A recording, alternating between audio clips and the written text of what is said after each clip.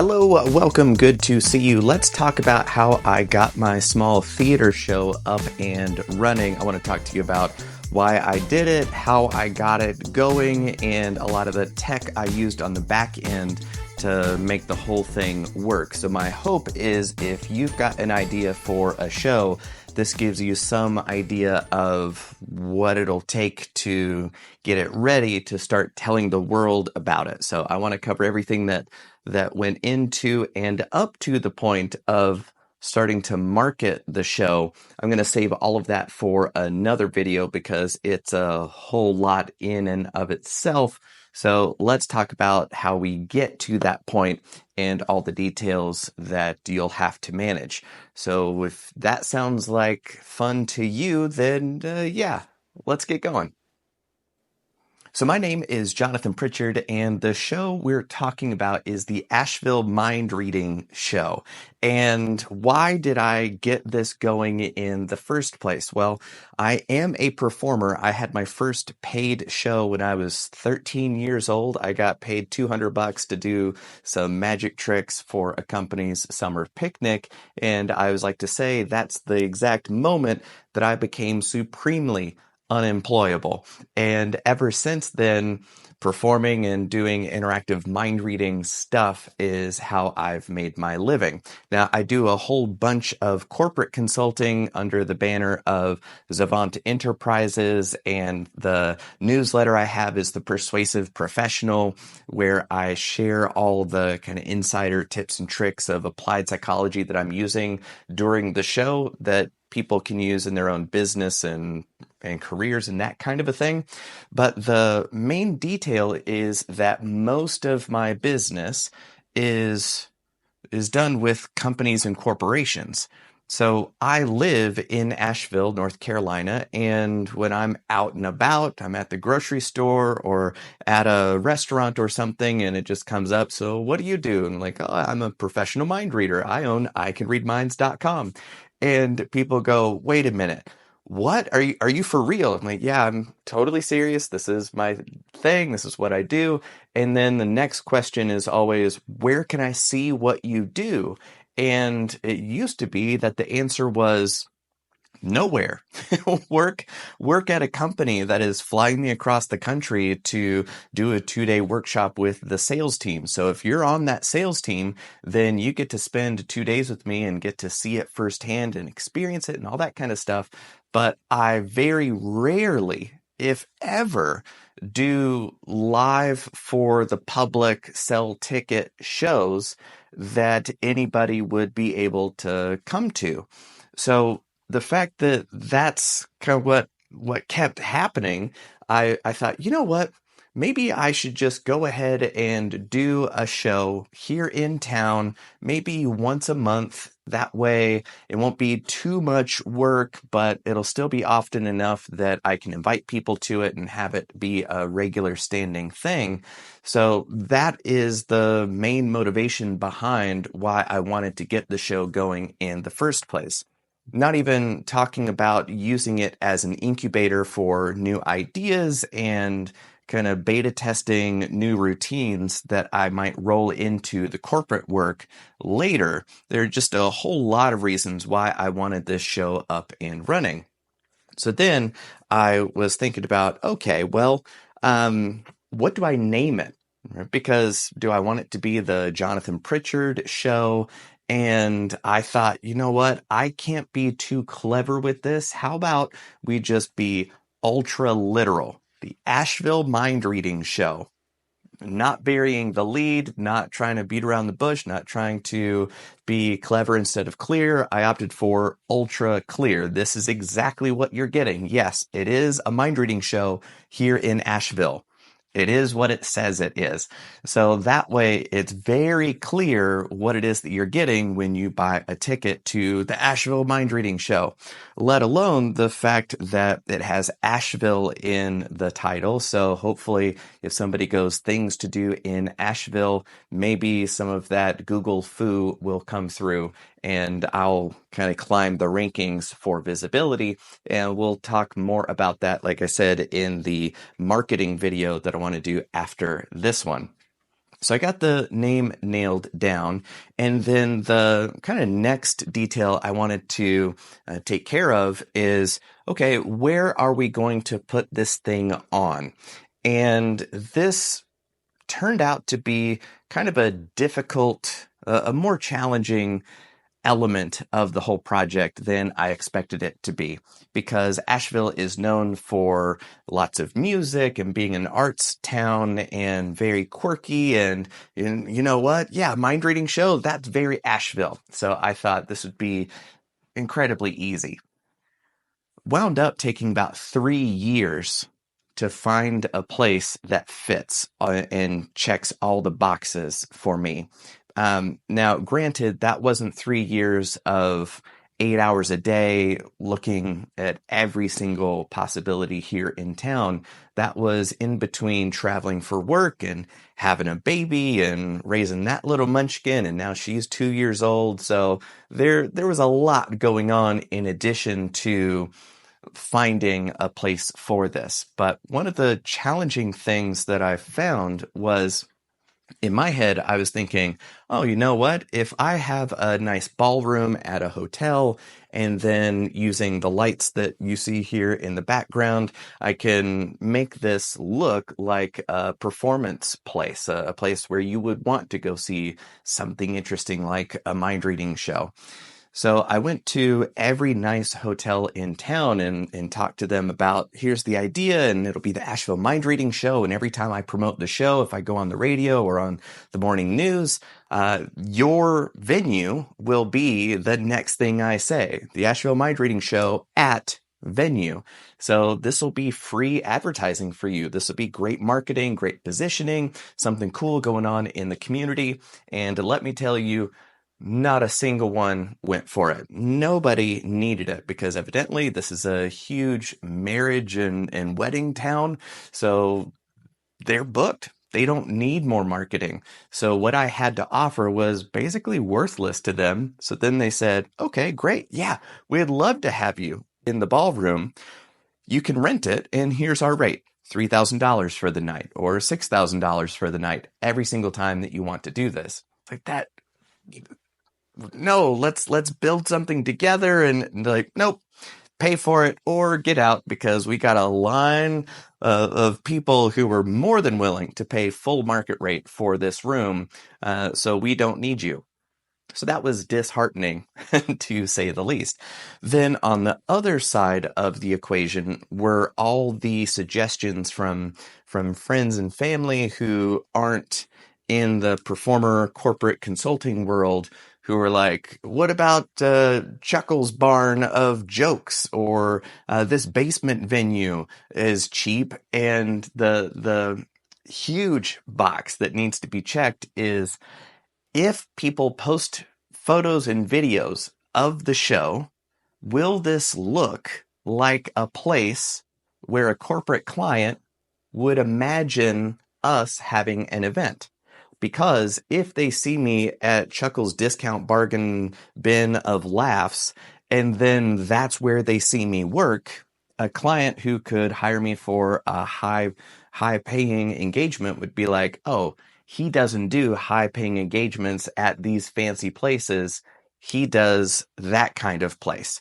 So a lot of the places that would have been in the right price range and willing to negotiate weren't the places that I wanted to be in. So there's this Venn diagram overlap of places I wanted to be and places that might want me, and this was the overlap. There wasn't any. So that's why I just kind of took my time and was talking to people around town and just kind of put it out there that I'm looking for a place, and here's kind of what I'm looking for. And eventually my wife went to a podcasters meetup, and then there was a podcaster who had a studio at a theater here in town, and then I got connected with him, and he's like, no, this theater is booked to the gills. They don't have any room for anything else, but you should go talk to so-and-so. And then it turns out that that's a venue that is perfect for what I'm doing. The owner is all about the community and doing interesting things. and talking through my vision. And she was like, I would love to have the Asheville Mind Reading Show here. And it fits right in because it's the story parlor. And as a mind reader, I'm telling you your story. I'm helping you share your story with the audience. So from a thematic standpoint, this is a really good match. So the price was right and the tempo was right because I want to do this once a month and that kind of thing. So we finally get the show locked down and we're like, all right, cool. Let's do this on a Friday and then on a Saturday the next month. And then we'll plan on 3 months and see how it goes. And if we work well together, that kind of thing. And that has been 6 months ago already. So we just had our 6th performance, and in several more weeks we'll have our 7th performance there at the story parlor, which is super cool. So now that we've got a venue, now we have to have some place or something to point people to. So of course the owner of the story parlor added me as an event there on their event calendar, but also you want to have your own place to share what it is that you're doing in the project and the show and all that kind of stuff. So that means building out a whole website. So fortunately, I've built hundreds of websites, and in the mid 2000s, I had kind of an agency for my entertainer friends where I would build their websites and do their promo posters. And when promo DVDs were still a thing, I would design their packaging so that way it was a unified branding kind of thing. So I'm used to doing this. I would strongly recommend that you get a professional, somebody that is good at what they do, to build your website. I do not recommend that you go with something like Wix. Wix is incredibly easy for my mom to build a website that has nothing to say about the quality of that website and its ability to convert a visitor into a paying attendee or a client or a customer or anything like that. So I chose to go with WordPress because I've been building on that for over 12, 13 years now.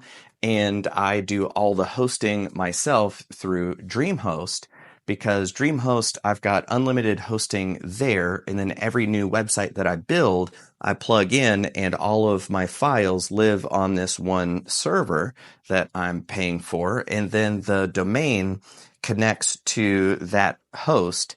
And then I install WordPress on that database. And then that way, when you visit AshevilleMindReadingShow.com, WordPress is showing you what that is. So I do prefer WordPress. It's been around for 15, 16 years. It's grown up with Google. They know each other really well. It's an open source project, which means that anybody can build on it. Anybody can learn it and use it, which also means that it's future proof. If and when I don't want to handle the website anymore, I can easily find somebody who will be able to manage it and do what needs doing. It's not some proprietary lock-in, just created yesterday and nobody knows how to use it platform. So that's why I strongly suggest that you build on WordPress for your website. So then the question is, okay, well, WordPress comes with a whole bunch of themes. What theme should I go with? And their default themes are actually pretty good. They're solid. The theme comes with a whole bunch of flavors. I just think of them as flavors and kind of presets that you can change a lot of the elements to configure it to how you like it without having to know how to build a theme top to bottom. So it comes with something like 6 presets, and then you choose the one that you like the most. And then there's a lot of freedom inside of that to do the layouts how you like. So as of the time that I'm recording this, the standard one is 2024, and it's a block-based editor, and it's really flexible, very powerful. And that helps you not get lost in the weeds of too much design. So when I first launched the website, I went with 2024. Very simple, very straightforward. It looks great on desktop. It also looks great on cell phone. And that was it. Now, eventually, I did install a whole website builder called Bricks Builder. I'm very comfortable with that, and it's lightweight and doesn't bog it down too much. So that's kind of the stack. DreamHost to host everything, WordPress to manage all the content, and then Bricks Builder to make the look of the website look how it looks. And then I've got my domain, AshevilleMindReadingShow.com, that's plugged into all of that. So that's kind of the whole stack. So then when we are talking about the materials on the website, all the words and all the images, what do I do? Well, I've been at this a long time, so I've got a lot of photos. I already have some videos. And that way I can put the gallery together. I can take quotes from the show that I've done all over the country. And then people are talking about the show that I'll be doing here in Asheville. It's not called the Asheville Mind Reading Show when it's on the road. I call it the Game of Imagination. But I can take those reviews honestly and put them on the website and show people that this isn't a completely new person. It's a new project for somebody who's really used to doing this kind of thing. So I would urge you, if you've got any kind of body of previous work, put that on the website so that people know that even though this is a new project, it's not being done by somebody who doesn't know what they're doing. If you don't know what you're doing, put that on the website too. Say brand new, never seen before. Be very clear about who you are and what's on offer. Right? So please be honest. So that's kind of how I built that out. And then that's kind of how it all got started. But also one extra piece is, well, we have to sell tickets. And that alone is kind of a nightmare because e-commerce, selling stuff on the internet, is a really difficult problem to solve. And that's why every solution is really expensive. So here's the way that I've done it, and here's the way that I'm doing it. I've used Eventbrite and used their code to plug into the website, and their management on the back end of tickets and discount codes and guest list and all that kind of stuff is pretty slick. The challenge, though, is that code is yet another database. So then when somebody's trying to visit your website, it goes, hang on a minute, I got to go call Eventbrite. And then goes, hey, Eventbrite, would you give me my tickets? And then Eventbrite goes, you betcha, bud, here's the code. And all that talking back and forth means that your attendee, your potential attendee, is sitting there waiting on all this stuff to load. So it really slows down your website. And when most people are buying tickets through their cell phone, every extra second means they're more likely to go, hey, I guess not. And then they leave. And now you don't have those tickets in hand for somebody cool to come see your show. So that's a big issue. The other big issue is that if Eventbrite is doing all the selling, they are in charge of your money. And they want to make sure that you're not going to be scamming them. And in order to do that, basically, you sell all the tickets, you do the show, then you get paid, which is kind of a bummer. Because if you're doing a lot of marketing and advertising, cash flow is a huge issue. So when you have to rent the space and you are paying for Facebook ads or all that kind of stuff that, again, we'll get into another video, it's nice to fund that with ticket sales of the show that you're currently marketing so that you have that constant flow. Eventbrite doesn't really do that. So that's kind of a bummer. So then I went with a WordPress specific sales platform, and I tried one called Event Tickets, which was really slick, but they didn't offer discount codes, which was mind blowing to me. And then they were going, well, if you want discount codes with our plugin, you will also have to have WooCommerce installed, which is the e-commerce plugin built by the WordPress people. So it's designed to work with WordPress. And then I thought, well, if your plugin needs WooCommerce to do what I need it to do, but it looks like WooCommerce will be able to do what I need it to do, why do I also need to pay $100 a year for this plugin that needs the plugin that? Okay, so I got rid of that plugin and then went with WooCommerce, and then there's a WooCommerce plugin called Box Office that helps you sell products, and then you click a button and be like, it's a ticket, and then, okay, what's the name and email of the person who's buying the ticket, and do you want them to be able to print it out? And all those kinds of ticket management things that you would want to do are built right in. Now, there are some drawbacks, that the check-in process isn't as easy as Eventbrite. Being able to print the list of attendees and sort them and all that kind of stuff isn't as easy. So it is a little more clunky, but it works well and sells tickets without messing up. So I think that is the focus, and having a little bit extra administrative work on the back end is worth having a smooth checkout process for my attendees. And to that end, another detail that I just remembered is that Eventbrite says, okay, you're selling tickets for $30. You're selling them for $50. That's great.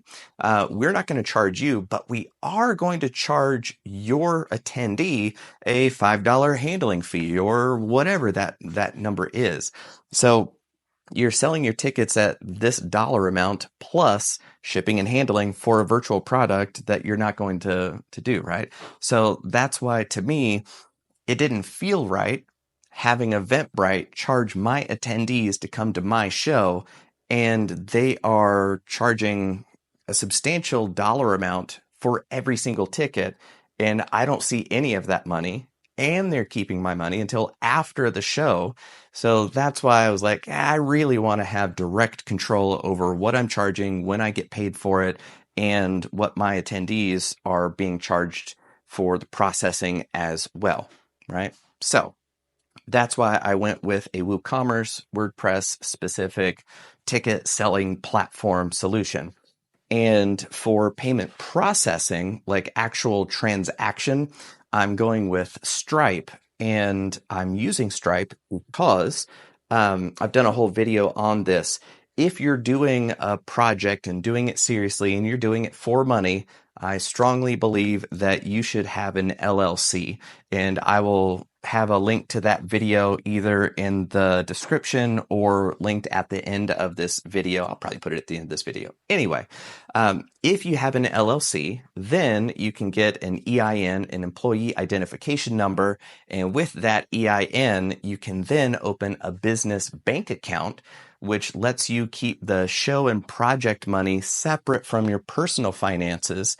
And if you've got a day job and this theater show is the thing that you're doing in your off hours on your own time, it is really good to have those completely separate, so that when you have to pay for marketing, you have to pay for the venue, that money is coming from the show funds instead of your personal funds. So I know this might be a hobby or something that you want to do casually, but I would strongly urge you to found an LLC that is creating the show, which lets it be a professional endeavor, and it is its own thing, which then allows you to get Stripe and set up a business account and do all of that separate from your personal finances. It's just the way to go.